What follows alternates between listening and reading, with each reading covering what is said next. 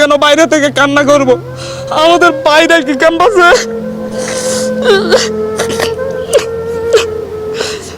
তাদের বাবা মা কি কান্না করতেছে না বাসায় বাসায়? এরকম অরাজক পরিস্থিতি তৈরি করে কেন আমাদের ভাইদেরকে খোঁজ পাওয়া যাবে না? রিফাত রশিদের ভাই, রিফাত রশিদের বাবা পথে পথে কান্না করতেছে, ঘুরতেছে। প্রকাশ্যে আপনারা দেখেছেন আমাদের ভাইদেরকে উপর থেকে হেলিকপ্টার দিয়ে গুলি করে হত্যা করা হচ্ছে। এক নির্মম অরাজকতা এই দেশে নেমে আসছে, যার পরিপ্রেক্ষিতে আমাদের ভাইয়েরা 2 দিনের আলটিমেটাম দিয়ে সরকারকে এর বিরুদ্ধে ব্যবস্থা নেওয়ার কথা বলে 2 দিন আলটিমেটাম দিয়ে কর্মসূচি স্থগিত ঘোষণা করেছিল। কিন্তু তারপরও আজকে জগন্নাথ বিশ্ববিদ্যালয়ে গুলি হয়েছে। আমাদের সমন্বয়ক সহ 7 জন ভাইকে খুঁজে পাওয়া যাচ্ছে না। আসিফ মাহমুদ ভাই, আবু বাকের মজুমদার, আব্দুল কাদের এবং রশিদুল ইসলাম রিফাত, এদেরকে খুঁজে পাওয়া যাচ্ছে না। ওদের বাবা মা মর্গে তাদের সন্তানদের খোঁজ নিচ্ছেন, ডিবি অফিসে গিয়ে খোঁজ পাচ্ছেন না। এক থানা থেকে আরেক থানায় তাদেরকে ঘুরপাক খাওয়ানো হচ্ছে। এ কোন স্বাধীন সভ্য রাষ্ট্রে আমরা বসবাস করতেছি? আমরা এই জাতির কাছে প্রশ্ন রাখছি, আমরা প্রধানমন্ত্রীর কাছে প্রশ্ন রাখছি। 71-এ কি 30 লক্ষ শহীদেরা রক্ত দিয়ে আমাদেরকে এরকম একটা রাষ্ট্র উপহার দেওয়ার জন্য রক্ত দিয়েছিলেন? এই পর্যায়ে আমাদের যেটা আমরা দেখতে পাই, আমরা তো একটা যৌক্তিক দাবি নিয়ে রাস্তায় নেমেছিলাম। সেই যৌক্তিক দাবির জন্য কেন আমাদের 200 প্রাণ দিতে হবে? এই দেশের রাষ্ট্র ব্যবস্থার কাছে, সরকার ব্যবস্থার কাছে, শাসন ব্যবস্থার কাছে, এই দেশের বিচার বিভাগের কাছে, এই দেশের সংবিধানকে আমরা মাথায় রেখে আমরা প্রশ্ন করতে চাচ্ছি, একটা যৌক্তিক দাবি আদায়ে কেন 200 প্রাণ দেওয়ার পরে কেন সরকারের পক্ষ থেকে সংলাপের আহ্বান করা হবে? তার আগে কেন আহ্বান করা হয় নাই? কেন ছাত্রদের সাথে বসে এটা নিয়ে সমাধান করা হয় নাই? প্রত্যেকটা ক্ষেত্রে দমনের সিদ্ধান্ত কেন নিতে হবে একটি রাষ্ট্রকে?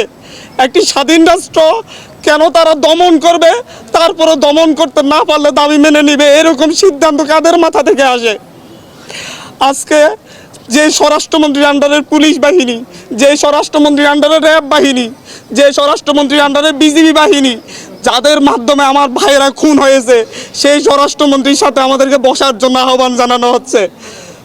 উনি কি এই যে 200 লাশ পড়েছে এটার জন্য কি উনি অনুতপ্ত?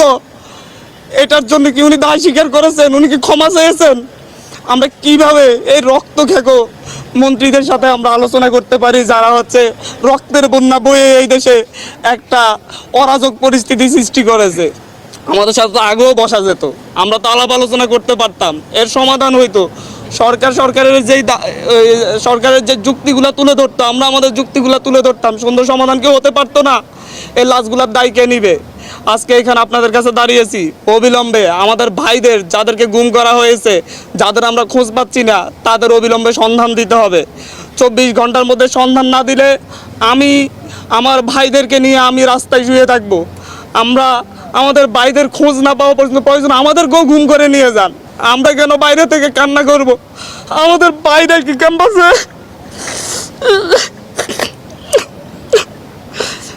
তাদের বাবা মা কি কান্না করতেছে না বাসায় বাসায়? এরকম অরাজক পরিস্থিতি তৈরি করে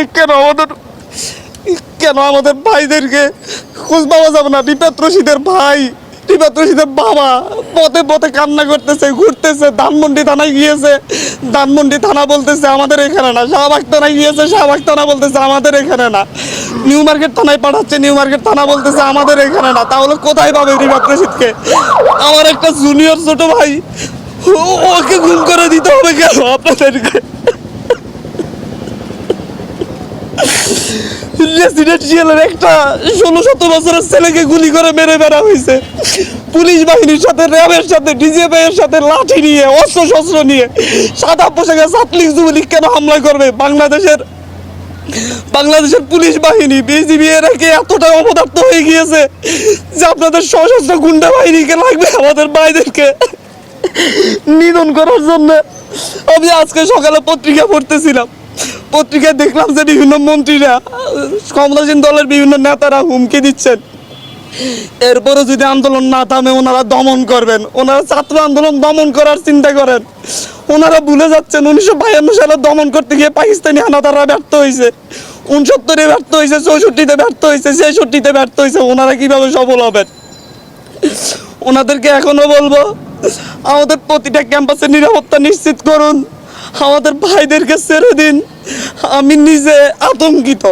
আমি এখানে এসেছি আমার জীবনের মায়া নিয়ে, আশপাশে ডিজে পাই, ডিবির লোকজন ঘুরে বেড়া করতেছে। আপনাদের এখান থেকে উঠে যাওয়ার পর হয়তো আমারও আর খোঁজ পাওয়া যাবে না।